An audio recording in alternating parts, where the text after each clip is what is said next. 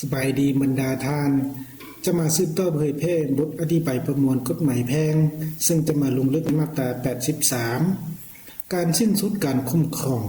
การคุ้มครองจะสิ้นสุดในกรณีใดหนึ่งดังนี้1ผู้ถูกคุ้มครองได้มีความสามารถทางด้านการประพฤติครบถ้วนตาม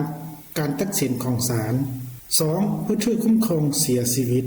ตัวนี้ถือว่าเป็น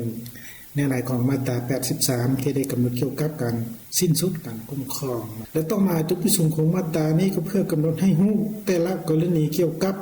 การสิ้นสุดการคุ้มครองเส้นผู้ถือปกครองถือรับฮู้เกี่ยวกับการมีความสามารถทางด้านการประพฤติคืน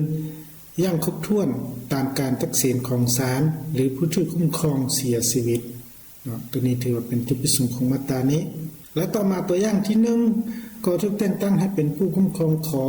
ที่เป็นผู้ถือจำกัดหรือเสียความสามารถทางด้านการประพฤติตามคำตัดสินของศาลในปี 2007 ต่อมาฮอดปี 2015 ขอได้กลับคืนมาสู่สภาพปกติผู้เกี่ยวได้ห้องขอต่อศาลเพื่อลบล้างคำตัดสินที่รับรู้ว่า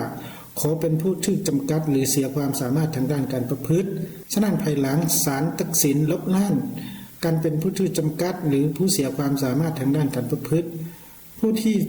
ศาลตัดสินแต่งตั้งให้เป็นผู้คุ้มครองก็จะสิ้นสุดหน้าที่การคุ้มครองนับแต่วันที่มีคำตัดสินที่แสดงอย่างเด็ดขาดเป็นต้น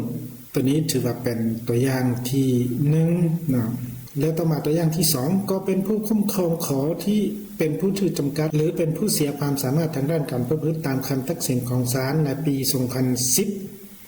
ต่อมาฮอดปี 2015 ขอได้เสียชีวิตนับแต่วันขอเสียชีวิตเป็นต้นไปคือวันสิ้นสุดการคุ้มครองของก่อตัวนี้ถือว่าเป็นตัวอย่างที่2นะทั้ง2ตัวอย่างตัวนี้ถือว่าเป็นการยกมาประกอบใส่มาตรา83เพื่อให้เราเข้าใจอย่างละเอียดจะแจ้งพอสมควรนะฉะนั้นการเผยแพร่มาตรา83มาฮอดนี้ก็ได้สิ้นสุดลงเพียงเท่านี้นะขอบใจ